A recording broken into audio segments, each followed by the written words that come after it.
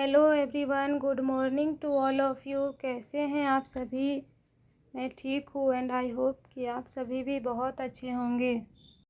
तो आज मेरी सुबह लगभग 5:30 बजे हुई। उसके बाद बेटी को दूध पिलाकर मैं फ्रेशन अप होकर लगभग 5:45 बजे अपने फर्स्ट स्टडी स्लॉट के लिए बैठी। यहाँ पर मैं अपने साइंस के नोट्स को ही रिवाइज कर रही थी। पहले मैंने सिर्फ नोट्स किया है, एक बार भी वीडियो से उसे रीड नहीं किया है, इसलिए उतने अच्छे से समझ में नहीं आता है। तो मैं वीडियो देखकर ही पूरा रिवीजन कर रही हूँ।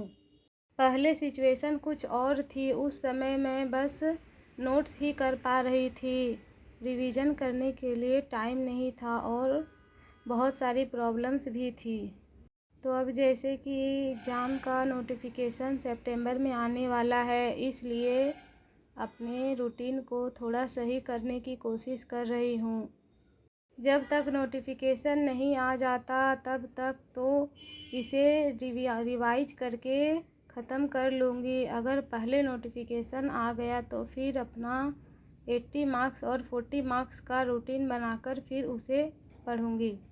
से मॉर्निंग का टाइम स्टडी के लिए बहुत अच्छा रहता है, लेकिन दिन भर के काम और बहुत सारे हाउस होल्ड वर्क के कारण सुबह नींद ही नहीं खुलती। फिर भी कोशिश करती हूँ उठने की। अभी बेटी सोई हुई थी तो बहुत शांति था, इसलिए अच्छे से पढ़ाई भी हो रही थी। मैंने सुबह लगभग 1 आवर स्टडी कर ली थी। उसके बाद फिर सारे काम करने के बाद नहाना धोना हुआ। लगभग 2 से 3 आवर तो सवेरे ऐसे ही निकल जाते हैं और पता भी नहीं चलता कि कितना टाइम बीत चुका है। और बेटी के कारण थोड़ा बहुत देर होता है, क्योंकि वो तंग करती है तो काम अच्छे से नहीं हो पाता जल्दी। फिर ये उठती है तो फिर इसे नहाना धोआना ब्रश कराना, सारे काम कराने के बाद फिर इसे रेडी करना पड़ता है इसके स्कूल के लिए। अभी ये छोटी है तो खुद से ब्रश नहीं करती है, सब कुछ या तो मुझे या फिर इसकी दादी को कराना पड़ता है।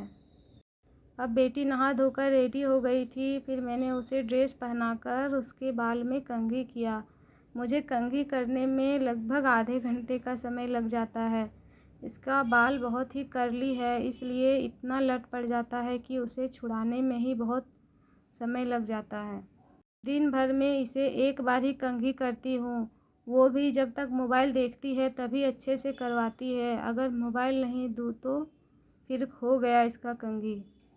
अभी बेटी सोई हुई है, इसलिए वॉइस ओवर करने में कोई परेशानी नहीं हो रही है। कल बहुत तंग की, कल दिन भर भी नहीं सोई और रात में भी बहुत देर से सोई। पता नहीं छोटे बच्चों में इतनी एनर्जी कहाँ से आ जाती है। हम बड़ों को देख लीजिए, इतना काम करने के बाद इतनी थकावट हो जाती है कि अच्छे से उठा भी नहीं जाता सोने के बाद। दिन भर ये लोग इतनी एक्टिव रहती है। उसे स्कूल भेजने के बाद फिर अपने सारे काम फिनिश की। नाश्ता का वीडियो शूट नहीं किया, हड़बड़ी में ध्यान नहीं रहता है, इसलिए छूट जाता है। फिर जब मैं बैठी तो बेटी फिर से आ गई और तंग करने लगी। फिर बोली दूधू पियेंगे, तो फिर उसे मैं दूधू पिलाने के लिए किचन चली गई। वहाँ पर मैंने उसे दूध पिला दिया, फिर वो अपनी दादी के पास चली गई।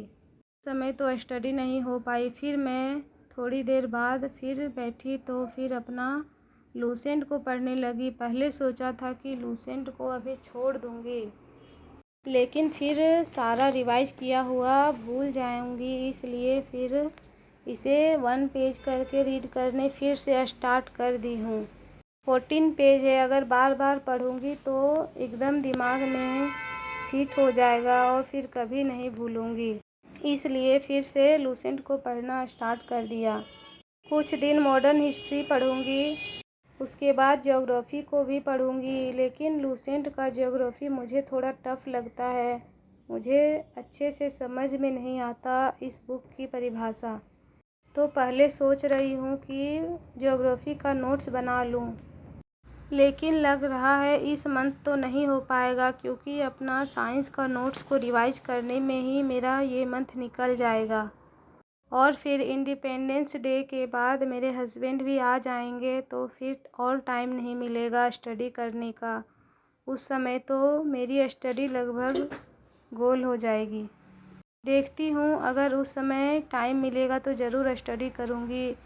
अगर कहीं चली गई तो उस दिन तो पूरा दिन वेस्ट ही हो जाएगा, क्योंकि इतने दिन बाद हस्बैंड आते हैं तो फिर कहीं ना कहीं जाना होता है, इसलिए फिर दिन भर टाइम नहीं मिलता।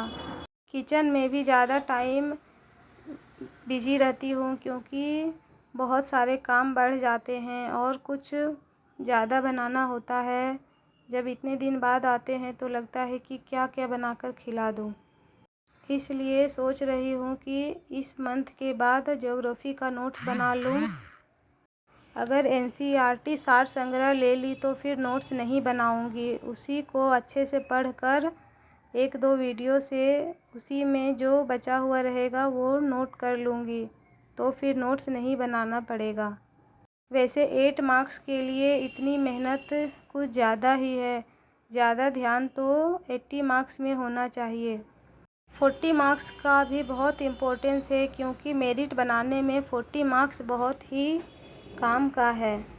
और 80 मार्क्स तो सभी के स्ट्रॉन्ग होते हैं। ज़्यादा जीएस सेक्शन में ध्यान देना पड़ेगा, तभी मेरिट में नाम आएगा, जिसे देखने के लिए इतनी मेहनत कर रही हूँ।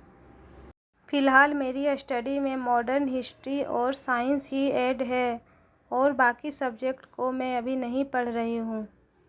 मैथ्स ऐसा सब्जेक्ट है कि अगर उसे अमरजीत सर के बैच से पढ़ूँगी तो कम से कम 2 आवर्स तो लगेगा ही। उतना टाइम अभी मैं नहीं दे सकती, इसलिए अभी उसे स्किप की हूँ।